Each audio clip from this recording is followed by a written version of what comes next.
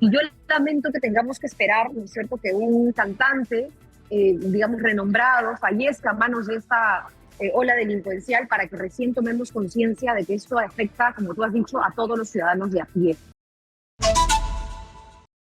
Está conectada con nosotros después de mucho tiempo, dicho sea de paso, Sigrid Bazán del Bloque Democrático Popular. Sigrid, buenos días. No te escuchamos, Sigrid. Tienes que activar, creo, tu audio. ¿Ahora sí? Sí, a ver si ahora se me escucha. Ahora Hola. sí, ahora sí. Ni te pregunto, Sigrid, ¿cómo vas a votar el día de mañana? Porque tú firmas una de las mociones de censura, ¿no es cierto? Sí, nosotros hemos presentado una moción de censura desde antes de octubre del año pasado, por lo menos.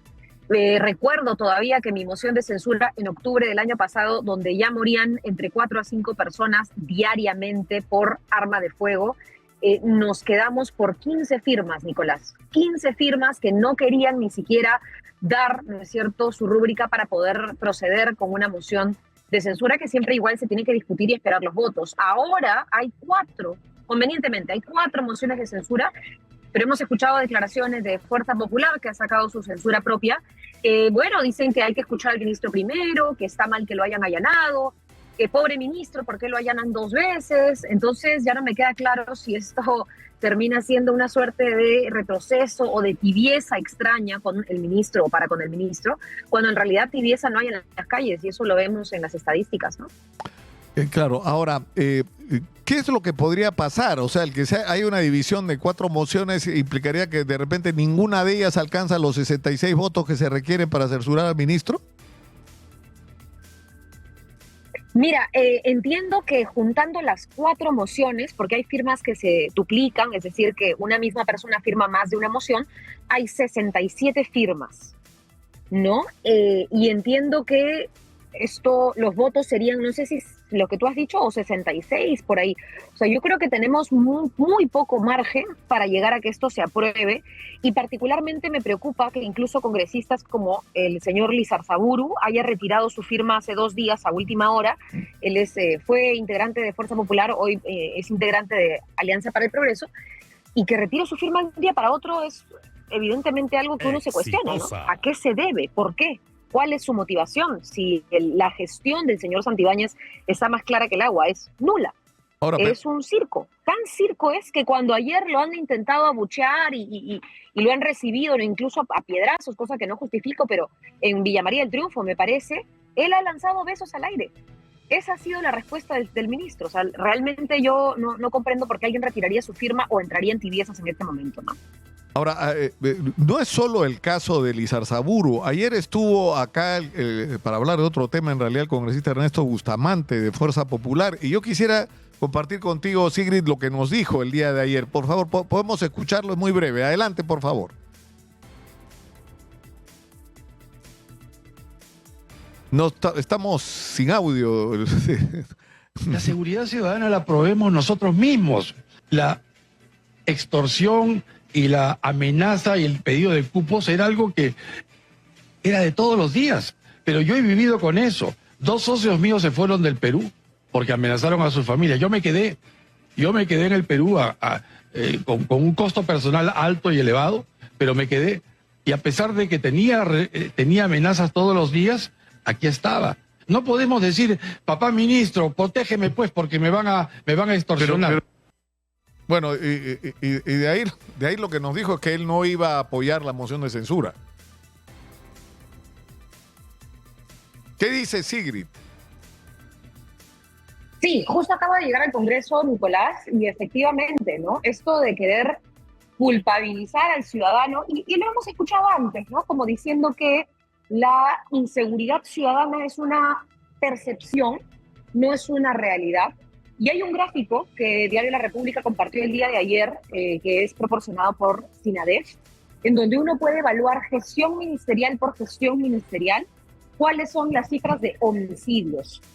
Y la gestión del señor Santibáñez ha por lo menos cuadruplicado las cifras de homicidios solo en la gestión de este señor, que se ha dedicado a anunciar estados de emergencia en donde se desplazan efectivos de las Fuerzas Armadas. ¿A dónde? Al Arcomar, a San Isidro, a distritos que no necesariamente tienen el nivel de flagelo que en las zonas más preocupantes. Y en ese estado de emergencia ya hemos tenido más de 4 fallecidos en los últimos 3 días desde que se anunció. Tenemos igual, y yo quiero compartir esta corresponsabilidad que existe de todo un gabinete, a un ministro de Educación que ha anunciado el programa Escuelas Seguras, y yo que visito escuelas todos los meses, incluso el lunes he estado en una escuela en el primer día de clases, no he visto absolutamente ningún tipo de resguardo para colegios que vienen siendo extorsionados, cuyos directores vienen siendo extorsionados y poniendo en peligro a los niños. Entonces, Nicolás, incluso se presentó aquí una moción de censura contra el señor Adrián Sen. Es una moción de un congresista cuya bancada no necesariamente comparto, me parece que es el congresista Málaga. Yo la he firmado, creo que no es momento de egos políticos, no es momento de decir, como he escuchado también de parte de colegas de Fuerza Popular, yo voto por mi censura o por mi moción, no por las demás, sino es momento de unirnos por lo que la ciudadanía reclama, y es seguridad. Ahora, claro, lo lógico sería que si lo que está en discusión es que el ministro Santibáñez no ha aprobado, es decir, está claro que no cuenta con la calificación, ni el liderazgo, ni la confianza que se necesita, debería salir. Pero lo lógico sería que se junten y hagan una sola moción y que sean capaces de compartir una respuesta común a un problema que nos afecta a todos. Pero en medio de todo esto, el Comercio ha publicado el día de hoy que existe la intención de parte del gobierno de que Santibáñez vaya y haga cuestión de confianza hoy día sobre una propuesta que va a hacerle al Congreso de su plan de seguridad, como si recién se instalara, ¿no es cierto? Pero en fin, aparentemente va a presentar un paquete de medidas y va a decir, hago cuestión de confianza sobre esto, para que hoy le den o le nieguen la confianza. Si se la dan, no pueden censurarlo mañana.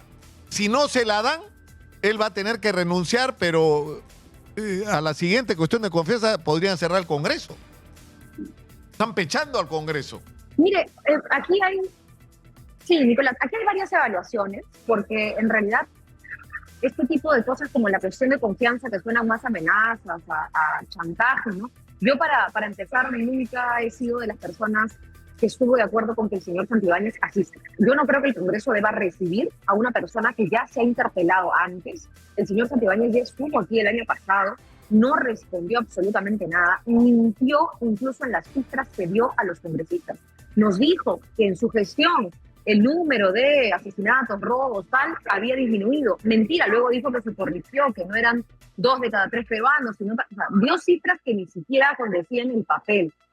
Y ahora volverlo a recibir en un momento como ese, la verdad es que a mí me parecía una sin razón. Ahora, sobre el tema de la cuestión de confianza, efectivamente, si es que fuese a negarse una cuestión de confianza presentada a la misma, ¿no?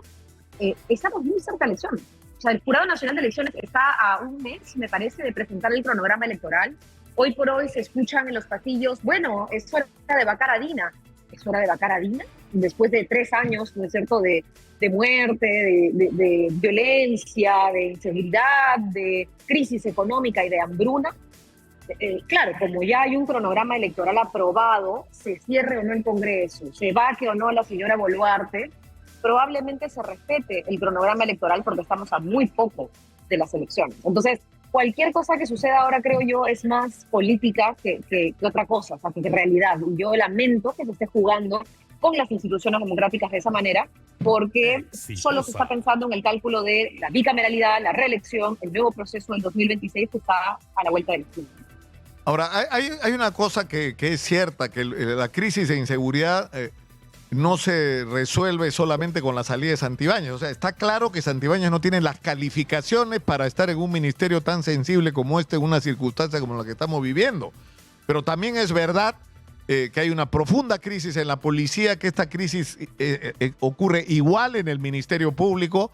A mí, sinceramente, me parece que en las circunstancias políticas en las que estamos, no entiendo por qué tenían que allanar la casa del señor Santibáñez el día de ayer. O sea, lo que están haciendo es alimentar la versión del propio Santibáñez sobre lo que está pasando, ¿no es cierto? O sea, el Ministerio Público también tiene una responsabilidad en la crisis de inseguridad, y el Poder Judicial y el sistema penitenciario. Es decir, acá hay que cambiarlo todo, Sigrid.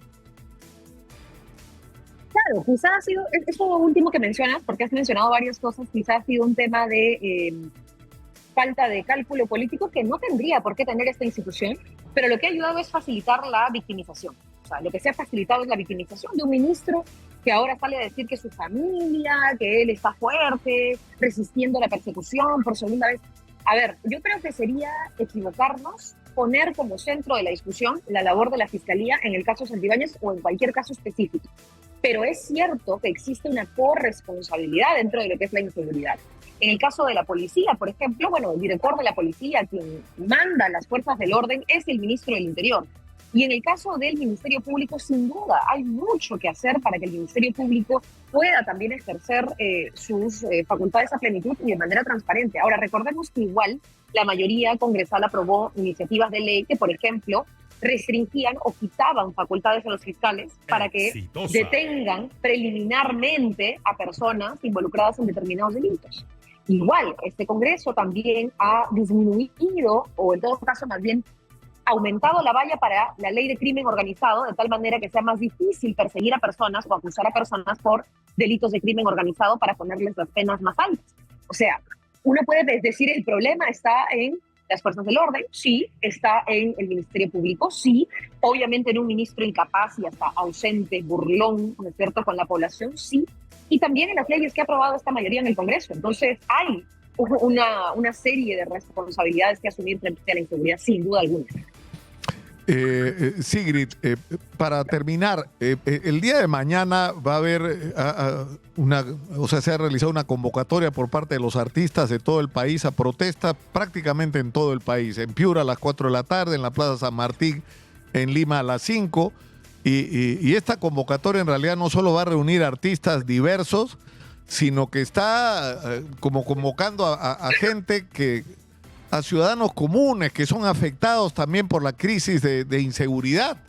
Pero esto es una buena oportunidad para que la sociedad manifieste su molestia por lo que se está viviendo, y acá no debería haber sesgos políticos. Es decir, porque tú puedes ser de izquierda o fujimorista, igual te extorsiona. No te preguntan por quién votaste a la hora de cobrarte un cupo, ¿no es cierto? Entonces, mañana debería ser un hito en términos de demostrar que somos capaces de estar juntos frente a algo que nos afecta a todos, ¿no? No, definitivamente yo solamente mencionaba algunas cosas que lamento, ¿no? Primero, lamento que el impacto de las movilizaciones de los transportistas no haya sido de repente el impacto que se hubiera buscado, porque recordemos que las primeras movilizaciones por el tema de la extorsión como delito concreto fue de parte de los transportistas. Y ellos incluso pedían que se deroguen leyes aquí en el Congreso para que se les proteja más, se les permita, ¿no es cierto?, cumplir con sus labores. Eso no se hizo, las protestas no llegaron a un puerto, quizá se pormenorizó o hasta se subestimó la voz de los transportistas. Y yo lamento que tengamos que esperar, ¿no es cierto?, que un cantante, digamos, renombrado, fallezca a manos de esta ola delincuencial para que recién tomemos conciencia de que esto afecta, como tú has dicho, a todos los ciudadanos de a pie. Si este es el momento y no lo fue antes, pues en buena hora, pero si la sociedad tiene que unirse en una sola bandera, independientemente de la tienda política o independientemente de la opinión o independientemente del candidato por el cual haya votado antes, creo que sí es hora de verlo de esa manera. Yo espero que el viernes la marcha sea multitudinaria, espero que junte al sector empresarial como al sector de los trabajadores, como el sector, que moviliza la economía, y espero que también podamos a una sola voz decirle no a los responsables de eso, porque no solamente se trata de protestar en contra de la inseguridad como algo vacío, sino también decir algo frente a quienes están permitiendo que la inseguridad y que la violencia campeen. Sigrid, te agradezco mucho por habernos atendido, ha sido muy gentil. Muy buenos días. No, muchas gracias. Gracias, Nicolás. Buenos días. Y aquí estamos en el pleno también para continuar. Muy buenos días. Viene, o sea, yo no entiendo. O sea, no son capaces los congresistas de ponerse de acuerdo en una sola moción de censura y presentarla juntos el día de mañana, unificar. Eso es absolutamente posible. Y hacer, es decir, hay cosas que no se entienden.